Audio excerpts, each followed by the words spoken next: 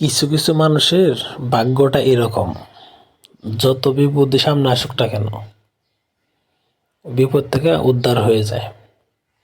এই যে মুরগিটা একটা কুমিরের উপরে দাঁড়িয়ে আছে, মুরগিটা কিন্তু চিন্তাও করতে পারতেছে না যে কুমিরটা তারা কি করতে পারে সেকেন্ডের মধ্যে। তারপর সে রিল্যাক্সে তার উপরে ওইটা এদিক ওদিক তাকায় দেখতেছে, তার যা মন চায় তাই করতেছে। মুরগিটা একবার চিন্তা করতেছে না যে আমি কিসের উপর দাঁড়ায় আছি, আমার সেকেন্ডটার মধ্যে কি হইতে পারে।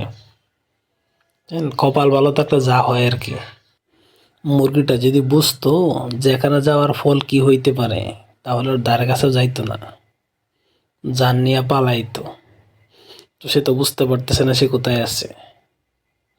সে ঘোরাফেরা করতেছে রিল্যাক্সে, এদিক এদিক তাকায় দেখতেছে, তার কি শান্তি লাগতেছে।